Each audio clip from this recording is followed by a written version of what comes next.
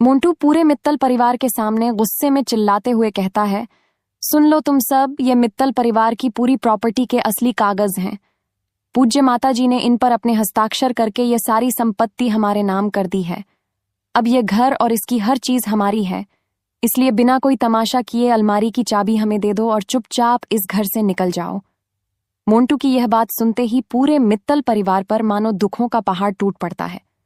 सभी की आंखें नम हो जाती हैं। भारी मन से वे अपने अपने बैग पैक करने लगते हैं और मित्तल हाउस छोड़ने की तैयारी करने लगते हैं।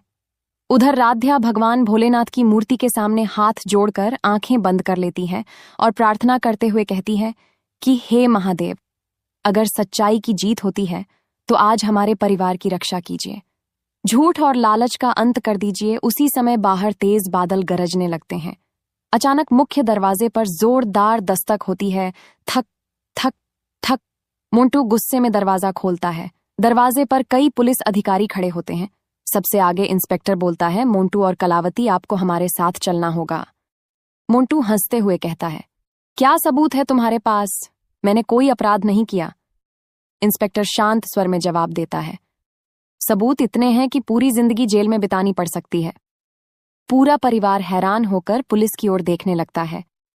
इंस्पेक्टर सभी के सामने बताता है कि प्रॉपर्टी के कागजों की शिकायत पहले ही दर्ज हो चुकी थी। फॉरेंसिक जांच में कई हस्ताक्षरों पर गंभीर संदेह मिला है। साथ ही बैंक और रजिस्ट्रेशन कार्यालय से प्राप्त दस्तावेजों में भी कई गड़बड़ियां सामने आई हैं। इतने में एक अधिकारी एक पेन ड्राइव लेकर आता है।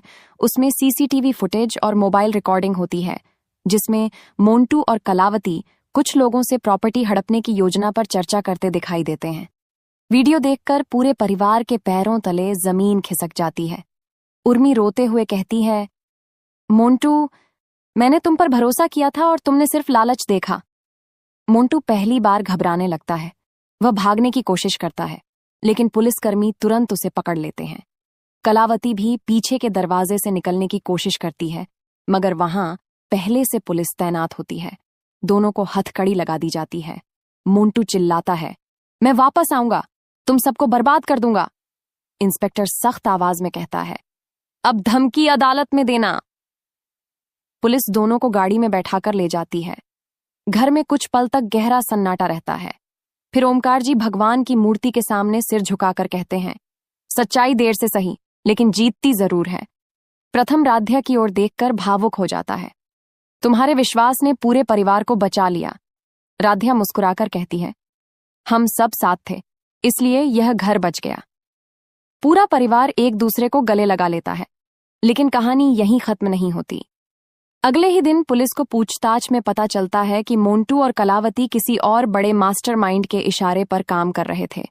इंस्पेक्टर सीधे मित्तल हाउस पहुंचता है और गंभीर आवाज में कहता है, मामला अभी खत्म नहीं हुआ है, असली साजिश करने वाला अभी भी बाहर है। उसके पास इस परिवार के खिलाफ और भी खतरनाक योजनाएं हैं। हमें आप सबकी सुरक्षा बढ़ानी होगी। इंस्पेक्टर की यह बात सुनते ही पूरे परिवार के चेहरों का रंग उड़ जाता है। कैमरा मित्तल हाउस के बाहर खड़े एक रहस्यमयी व्यक्ति पर जाता है, जो दूर से घर को देख रहा होता है। उसके हाथ में मित्तल परिवार की एक पुरानी तस्वीर होती है। वह धीमे से मुस्कुराकर कहता है, अब असली खेल शुरू होगा। मोंटू और कलावती को पुलिस गिरफ्तार करके ले जाती है। पूरे मित्तल परिवार की आंखों में राहत के आंसू होते हैं, लेकिन इंस्पेक्टर की कही हुई आखिरी बात सभी को बेचैन कर रही होती है। इंस्पेक्टर गंभीर आवाज में कहता है, सावधान रहिए, मोंटू और कलावती सिर्फ मोहरे थे। जिसने इन्हें आपके परिवार के खिलाफ इस्तेमाल किया, वह अभी भी आजाद है। इतना कहकर पुलिस वहां से चली जाती है। रात के समय पूरा परिवार एक साथ हॉल में बैठा होता है। किसी को भी नींद नहीं आ रही होती। तभी अचानक पूरे घर की बिजली चली जाती है।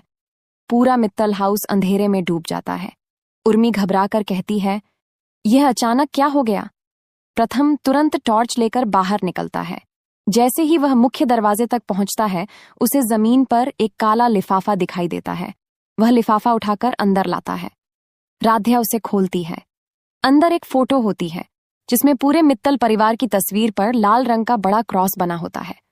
उसके साथ एक चिट्ठी होती है, मोंटू हार गया, लेकिन मैं नहीं। मित्तल परिवार का अंत अब शुरू होगा। ये पढ़ते ही पूरे परिवार के चेहरे पर डर साफ दिखाई देने लगता है। उसी समय बाहर किसी गाड़ी के तेजी से भागने की आवाज आती है। प्रथम और ओमकार जी तुरंत बाहर दौड़ते हैं, लेकिन तब तक वह गाड़ी अंधेरे में गायब हो चुकी होती है। अगली सुबह इंस्पेक्टर फिर मित्तल हाउस पहुंचता है। वह चिट्ठी देखकर कहता है, अब यह सिर्फ प्रॉपर्टी का मामला नहीं रहा, कोई आपको डराकर घर से भगाना चाहता है। इंस्पेक्टर पूरे घर की सुरक्षा बढ़ा देता है और मुख्य गेट पर पुलिस तैनात कर दी जाती है। उधर पुलिस स्टेशन में मोंटू से पूछताछ जारी रहती है। पहले तो मोंटू कुछ नहीं बोलता, लेकिन जब पुलिस उसके सामने सारे सबूत रखती है तो वह टूट जाता है। रोते हुए मोंटू कहता है, मैंने जो कुछ किया पैसों के लालच में किया, लेकिन हमें यह सब करने के लिए एक आदमी ने कहा था। उसका चेहरा मैंने कभी नहीं देखा, वह हमेशा फोन पर बात करता था और हर काम के बाद पैसे भेज देता था। इंस्पेक्टर पूछता है, उसका नाम? मोंटू जवाब देता है, हम उसे सिर्फ बॉस कहते थे। इधर मित्तल हाउस में राध्या भगवान भोलेनाथ के सामने दीपक जलाकर प्रार्थना करती है। वह कहती है, हे भोलेनाथ, जब तक इस परिवार पर संकट है मैं हार नहीं मानूंगी, चाहे दुश्मन कितना भी ताकतवर क्यों न हो। तभी राध्या के मोबाइल पर एक अनजान नंबर से वीडियो कॉल आती है। जैसे ही वह कॉल उठाती है, स्क्रीन पर एक नकाबपोश व्यक्ति दिखाई देता है। वह धीमी लेकिन खतरनाक आवाज में कहता है, राध्या, तुमने मोंटू को जेल भिजवा दिया, अब तुम्हारी सबसे बड़ी परीक्षा शुरू होगी। अगला निशाना तुम्हारा परिवार है, अगर रोक सकती हो तो रोक लो। इतना कहकर वह कॉल काट देता है। राध्या तुरंत ये बात पूरे परिवार और पुलिस को बताती है। इंस्पेक्टर कहता है, अब यह मामला और गंभीर हो गया है, हम उस कॉल की पूरी जांच करेंगे। दूर किसी सुनसान गोदाम में वही नकाबपोश व्यक्ति कुर्सी पर बैठा मुस्कुरा रहा होता है। वह अपने आदमियों से कहता है, मित्तल परिवार को अभी लगता है कि वे जीत गए हैं, लेकिन असली खेल तो अब शुरू हुआ है। उसके सामने मित्तल हाउस का नक्शा रखा होता है और वह अगली साजिश की तैयारी करने लगता है। नकाबपोश मास्टरमाइंड की धमकी के बाद पूरे मित्तल हाउस में डर और बेचैनी का माहौल होता है। तभी इंस्पेक्टर सभी से कहता है, जब तक अपराधी पकड़ा नहीं जाता आप में से कोई भी अकेले घर से बाहर नहीं जाएगा। उसी समय एक पुलिस कांस्टेबल तेजी से अंदर आता है और कहता है, सर, मोंटू कुछ बताना चाहता है। वह कह रहा है कि उसके बॉस ने आज रात किसी बड़ी वारदात की योजना बनाई है। इंस्पेक्टर तुरंत पुलिस स्टेशन पहुंचता है। मोंटू घबराया हुआ कहता है, सर, अगर आज रात उस आदमी को नहीं रोका गया तो मित्तल परिवार की जिंदगी हमेशा के लिए बदल जाएगी। उसने कहा था कि आज रात मित्तल हाउस में ऐसा हादसा होगा जिसे कोई भूल नहीं पाएगा। ये सुनते ही इंस्पेक्टर तुरंत पूरी पुलिस टीम को अलर्ट कर देता है। इधर मित्तल हाउस में राध्या भगवान भोलेनाथ के सामने दीपक जलाकर पूरे परिवार की सलामती की प्रार्थना कर रही होती है। तभी अचानक घर के बाहर एक काली एसयूवी आकर रुकती है। उसमें से 4 नकाबपोश लोग उतरते हैं और चुपचाप मित्तल हाउस की दीवार फांदकर अंदर घुसने लगते हैं। उसी समय छत पर खड़ा प्रथम उनकी परछाई देख लेता है। वह जोर से चिल्लाता है, सब लोग सावधान, कोई घर के अंदर घुस आया है। प्रथम की आवाज सुनते ही पूरा परिवार सतर्क हो जाता है, जबकि बाहर पुलिस की गाड़ियों के सायरन तेजी से मित्तल हाउस की ओर बढ़ते दिखाई। तो दोस्तों, कलावती और मोंटू को लग रहा है कि पूरा प्रॉपर्टी उनके नाम हो गया है और वो सबको घर से बाहर निकाल देंगे, लेकिन राधिया कुछ ऐसा करेगी जिससे मोंटू और कलावती हैरान रह जाएंगे।